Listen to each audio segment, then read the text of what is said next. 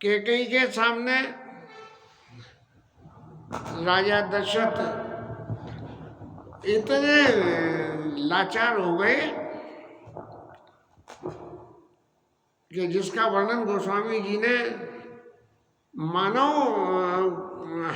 मानो कर्ण कलपतर मनो ने पाता, जैसे कोई हाथनी जो है या हाथी कहो पेड़ को सूंड में लपेट के जो उखाड़ के फेंक देता है, ऐसे कैकेयी ने राजा दशरथ के जो मनोरथ था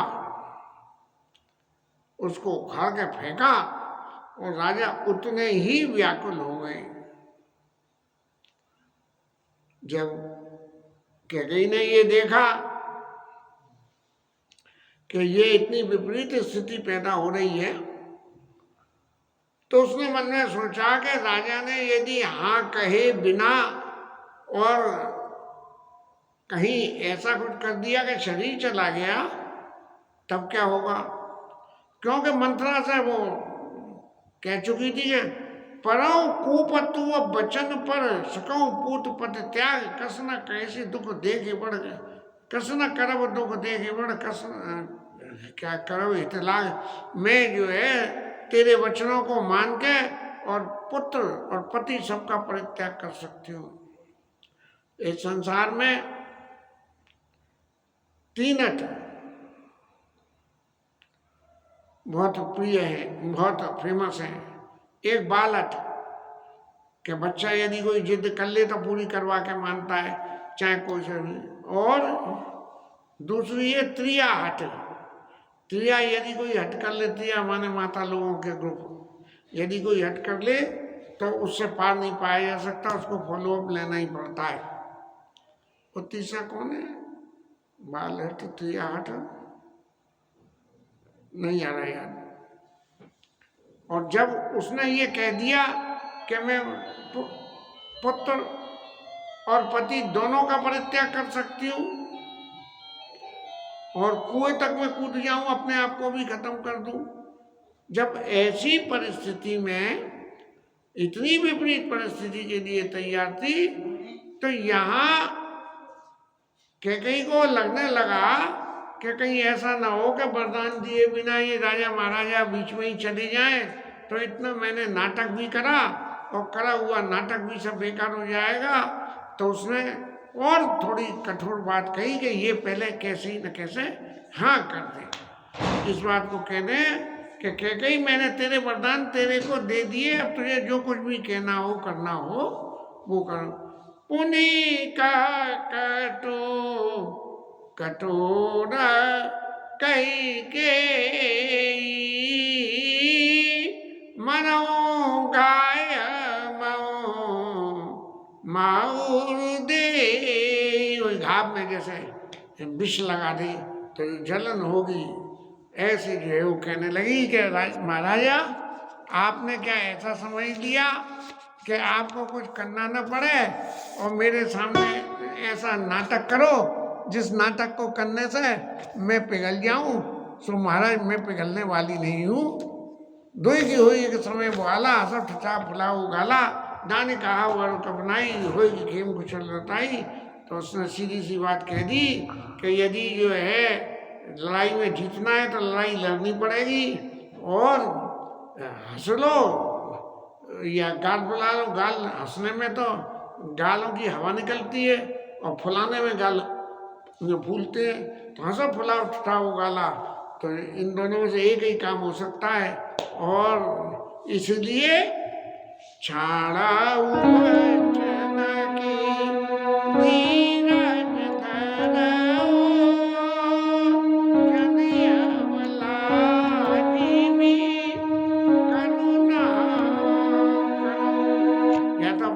का परित्याग कर दो, और नहीं तो ये वचन दे दो, और ये जो है जनानों की तरह से जो है जिन जन अभिलाष में करना करो। क्योंकि माताओं को तो कोई खास कुछ है, जरा भी कुछ हुआ तो टपर टपर टपर टपर टपर जो है बरसात होने लगती है। तो इस तरह से महाराज जो आप नाटक कर रहे हो, ये नाटक आपका नहीं चलेगा। अब जब राजा ने इतनी कड़वी बात सुनी कैकेयी से, तब राजा को ये एहसास हो गया कि अब मेरा ये जीवन रहने का नहीं है। तो ममर्म वचन सुन राऊ कहा, राजा दशरथ कह रहे हैं ऐसे मर्म वचनों को जिसने जीवन में कभी समझौता नीति के विरुद्ध नहीं किया, आज उसको नीति के विरुद्ध समझौता करना पड़ रहा है।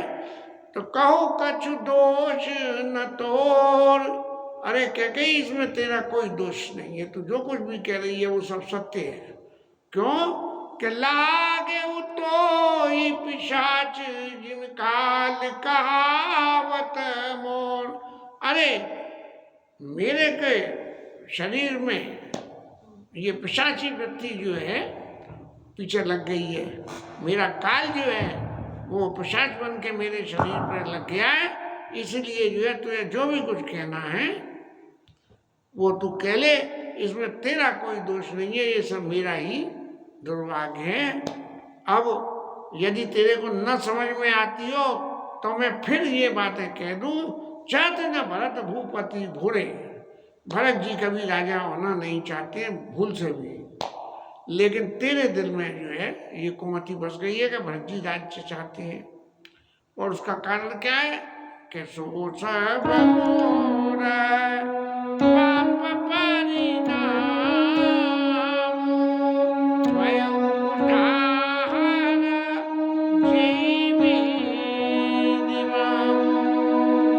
और ये सब क्या क्यों हो रहा है, क्योंकि ये मेरे पाप का परिणाम है।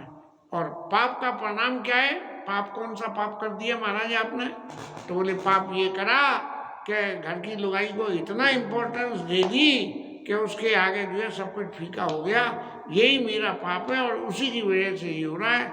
नहीं तो एक लठ लेके और कर्रा करके ठोकू नहीं कि कहीं के कुनवे के भी सब लोग जो है सीधे पड़ जाएं। तब इस तरह से ये संसार का नियम है कि संसार के नियम में यदि जब बात नीति की आवे और नीति से ऊपर हो जाए तो फिर प्रणाम चाहे जो कुछ भी हो, सबसे पहला काम जो बागेश्वर धाम महाराज करते हैं वो काम होना चाहिए कि बस सेनापति को बुलाओ और काम करो, और जैसे ही काम होगा सोई धम धमाधम धम होते ही सवरी सत्यवाद धन भूत पिशाच निकट नहीं आवे, महावीर जब नाम सुनावे, ऐसे जो है लीला होती है। तो सुबह सुबह से फिर अवध सुहाई सब गुण धाम राम प्रभुताई, देख तू भले ही मांग रही है तो मांग ले, लेकिन अयोध्या फिर दोबारा से बसेगी। और दोबारा से बसने के बाद में क्या होगा कि राम जी का जो है चैत्र प्रकाशमान होगा, लेकिन तोड़ कलंक मोर पछताऊं, तेरे पे लगने वाला कलंक और मेरे मन का पछता मुए जाऊं मैंने मिटी मिटी न खाऊं, मैं मर जाऊं तुम मर जाऊं, लेकिन वो कलंक मिटेगा नहीं, तेरा कलंक और मेरा पछतावा कि मैंने जो है जनानी के चक्कर में क्या विश्वास लेके और क्या गलत काम कर दिया। इसलिए अब तेरे से एक प्रार्थना है, अब तो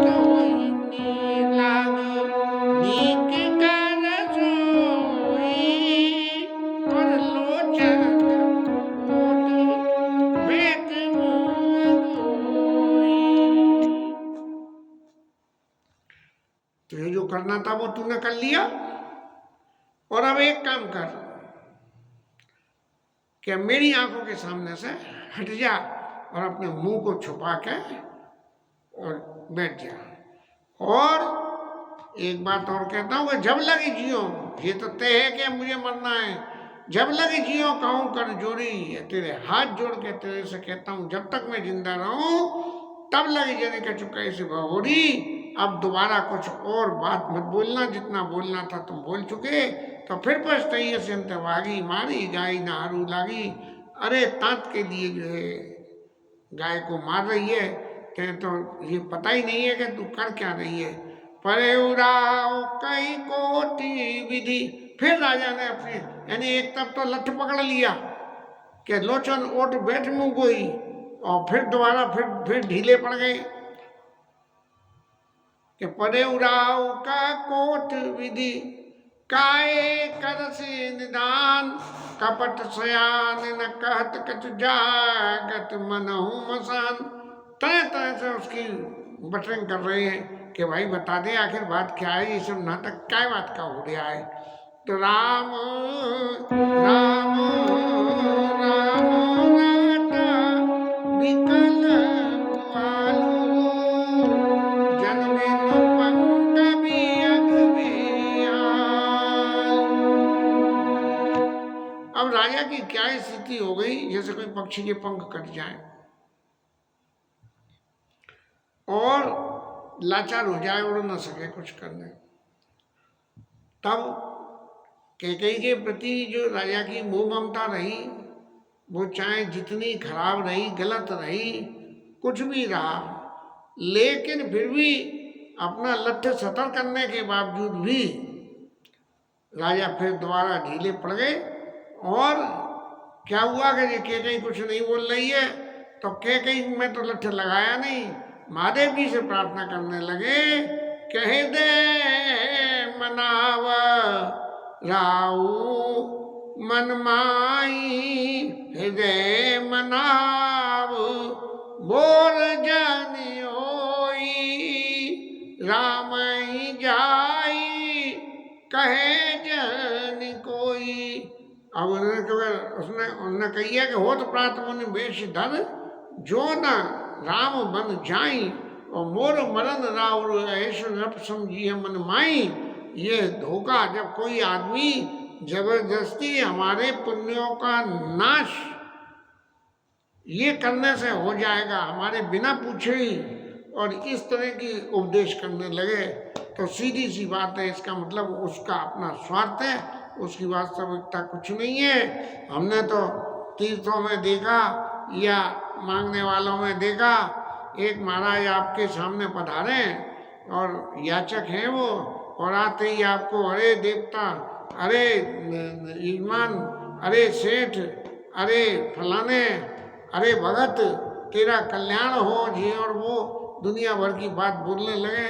तो इसको कभी भी ये समझ के विश्वास न करे कि वो जो कह रहा है वो सत्य है, और उसके एवज में वो जो अपना हित चाहता है, उस हित को यदि आप पूरा कर सकते हो तो उसको पूरा करो, और उससे ये कहो कि महाराज तू फालतू की बातें मत बोल, तेरे को जो हित चाहिए था वो हित मैंने पूरा कर दिया।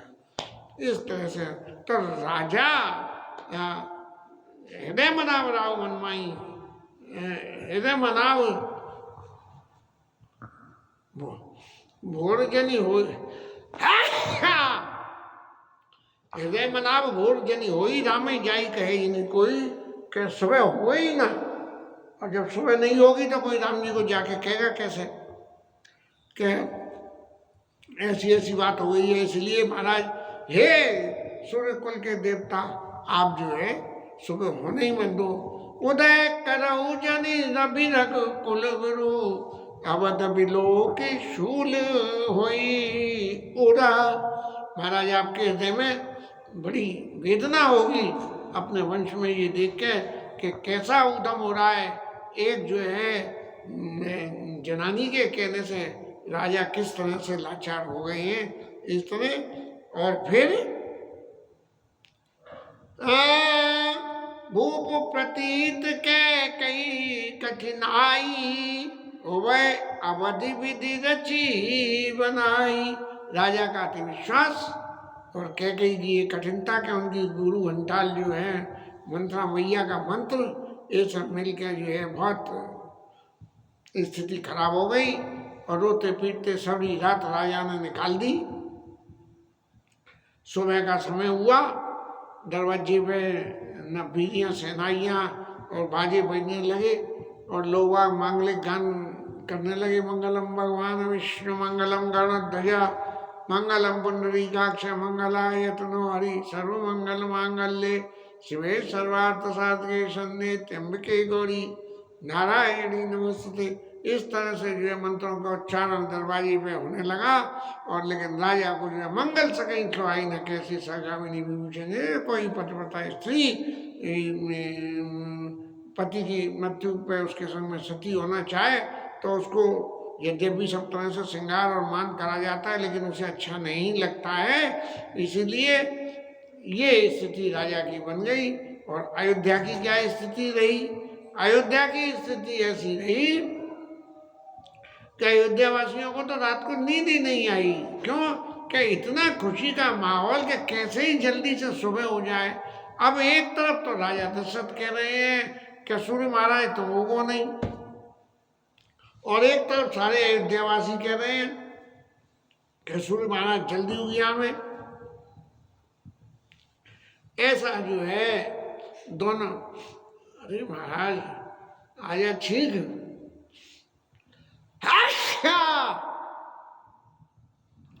इस तरह से जो है सूर्य महाराज तो पेशों पर में पड़ गए कि अयोध्यावासियों की सुनेंगे राजा दशरथ की सुने। लेकिन दार वीर सेवक सचिव कही उदित रवि देख।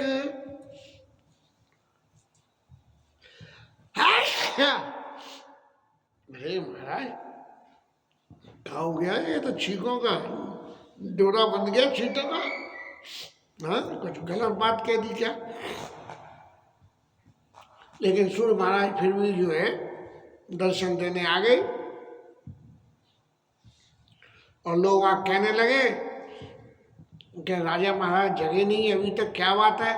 रोज तो पहले से जाग जाते थे, आज क्यों नहीं जागे? तो सुमंत महाराज को भेजा गया कैकेयी के दरबार में, और जाके उन्होंने जो राजा की स्थिति देखी, और देख के उन्हें लगा कि जरूर कुछ कैकेयी ने उधम किया है, जिसकी वजह से ये सब खेल हुआ है। सचिव सबीत सकई नहीं पूछी, और बोली अशुभ बड़ी शुभ छूची।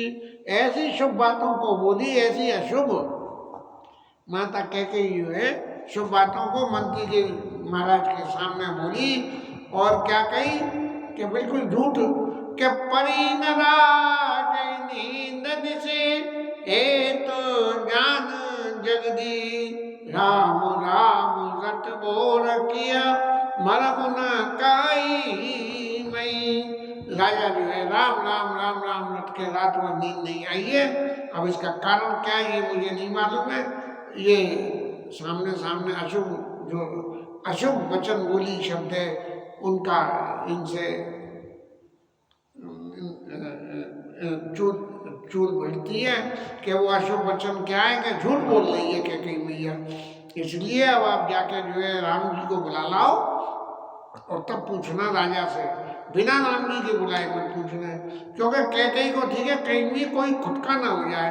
जब राम जी के सामने ये बात खुलेगी कि राम जी को बन जाने की कही है, तो राम जी खुशी खुशी बन चले जाएंगे, और ये बात ओपन हो जाएगी, खुल के सामने आ जाएगी कि हाँ साहब राम जी को वन में जाने की बात मांगी है, और राजा की स्थिति इसके हुए। तब जो है गए लोगों ने पूछा कि महाराज क्या बात है? बोले बात कुछ नहीं है, कोई ऐसे ही लीला अंदर हो गई है राज परिवार में, उसकी वजह से जो है मैं राम जी को बुलाने जा रहा हूँ। तो राम जी के पास गए हैं, और राम सुमंत यावत देखा आदर कीन पिता सब लेखा। मंत्री महाराज को आते हुए देख के पिताजी के समान उनका सम्मान किया है, और फिर राजा ने फिर जो है सुमंत जी ने उनसे कहा कि पिताजी ने आपको याद किया है, और वहाँ से राम को भांति सचिव संग जाई देख लोग जनता मिल गई। अब राम जी महाराज मंत्री जी के साथ में जा रहे हैं, मंत्री जी का चेहरा उतरा हुआ है, राम जी इस पेशोपस में है कि आज राम जी ने सुबह ही सुबह इतनी जल्दी और निमंत्रण भेजा, तो इसके पीछे बुलाने का मंत्री को भेजा, तो ये कोई ना कोई निश्चित रूप से विपरीत परिस्थिति की बात है। इसलिए राम को माते सचिव संग जाई, माने सकुशल हैप्पी मूड में नहीं बल्कि बड़े सैड एटमॉस्फेयर में राम जी महाराज मंत्री जी के संग में जा रहे हैं। और जाके उन्होंने जो राजा महाराजा के दर्शन करे हैं, तो स्वामी परे उलग सिंगनी मनोवृद्ध गजराज, जैसे कि बूढ़ा हाथी हो और उसके सामने कोई जान जवान शेर आ जाए, तो हाथी सहम जाता है कि क्या करे क्या नहीं करे। यद्यपि हाथी और शेर की लड़ाई तो यूट्यूब पर देखी थी कि हाथी किस तरह से शेर के जोर पर काबू नहीं आता है, वो इस तरह से एक एक लात मार मार के शेर को भगा देता है। लेकिन जब बूढ़ा शेर होगा तब, बूढ़ा हाथी होगा तब काम नहीं होगा। तो जो उस बूढ़े हाथी की दशा होती है, ऐसी दशा जो है वो राजा दशरथ की देखी। और फिर उन्होंने पास में माता कैकेयी के दर्शन करे। मानो ऊंच घड़ी गन ले, कैकेयी महारानी ऐसे बिल्कुल पास में बैठी है जैसे मौत की गिनती कर रही हो, काउंट डाउन हो रही हो, 10 9 8 7 6 5 4 3 2 1, ऐसे उल्टी गिनती गिन रही हो। इस तरह से चेहरे पे भयानकता उसके में आ गई। लेकिन भगवान राम तो बड़े करुणामय हैं, चाहे परिस्थिति कितनी भी विपरीत हो, फिर भी राम जी महाराज की अपने करुणा का स्वभाव नहीं छोड़ा। करुणा माया मृदु राम स्वभाव, प्रथम दिख दुख सुनाना गाओ। अब जब से अयोध्या में जन्म हुआ तब से तो आनंद ही आनंद उत्सव हो रहे हैं, तो कोई दुख की बात नहीं थी। ये पहली दफे दुख आया कि जहाँ माता की ऐसी सूरत का दर्शन हुआ और पिताजी को इस तरह दुखी दिखा, तब जो है तो हृदय में राम जी महाराज ने धैर्य धारण किया। बोले परिस्थिति जो भी कुछ हो, लेकिन पूछो तो पूछी मधुर वचन में तारी, मोई का मात तात दुख कारण करिए जितम यही हो निवारण। अरे माता जी, आप मुझे बताओ तो सही कि पिताजी के दुख का क्या कारण है, और मैं उसके लिए यत्न करूं। अब कैकेयी मैया ने भी बड़ी चालाकी से राम जी को उत्तर दिया कि सुनाऊं राम सब कारण एऊ, राजई तुम पर बहुत स्नेह। तुम्हारे ऊपर राजा को अत्यंत स्नेह है, और उस स्नेह के कारण क्या हुआ, देन कहे मोई दुई वरदाना, और मांगे जो कछु मोई सुहाना। 2 वरदान मेरे को मांगने थे उनसे, अब उसमें जो भी मेरे को अच्छा लगा वो मैंने मांग लिया। इतनी धृष्टता कि स्पष्ट रूप से राम जी जैसे सरल स्वभाव व्यक्ति के सामने भी माता इतनी निष्ठुर हो गई कि वो नहीं बताया कि मैंने कहा सो सुन भयऊ भूपऊ सोचू, छाड़े न सकई तुम्हारा सकोचू। बस वो मेरे वरदान की बातों को सुन के ऐसा सोच हृदय में हो गया, लेकिन तुम्हारा संकोच नहीं छोड़ पा रहे हैं। अप्रत्यक्ष रूप से ये कह दिया कि मानो मेरे वरदान में तुम्हें और राजा को अलग अलग करने की बात है। मांगे जो कुछ मुझ सुना सोच मैं वो बोल सोचू, जान न सकई तुम्हारा सकोचू। इसलिए राम जी महाराज आपको क्या करना है, सुत सने इत वचन उता, यहाँ तो पुत्र के प्रति स्नेह, और उधर मुझे दिया हुआ वचन, संकट पर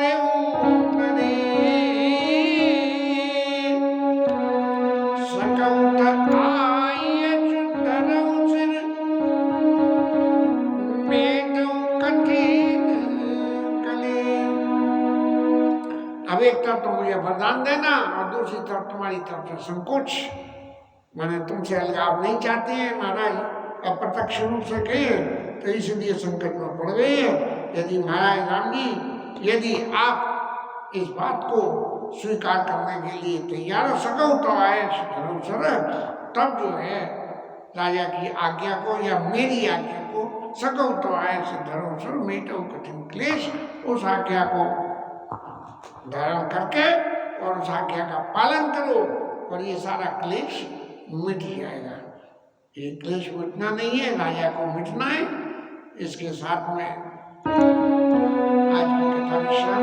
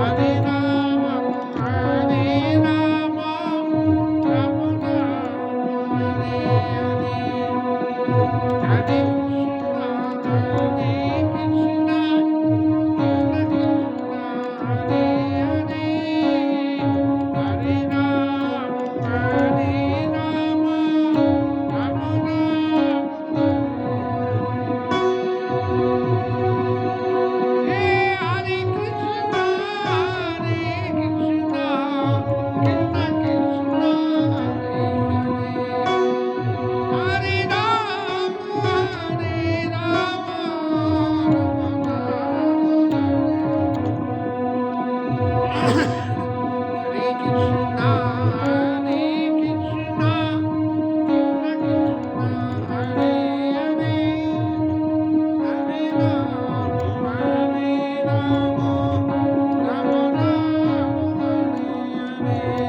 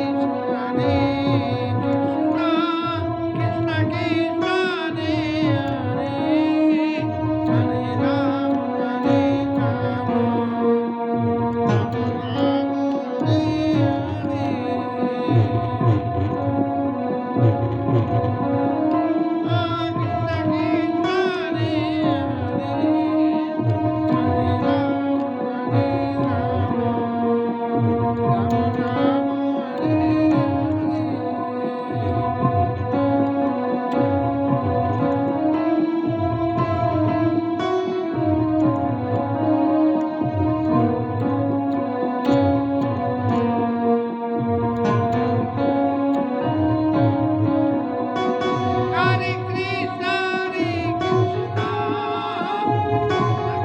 Hare Hare, Hare Rama, Rama Rama,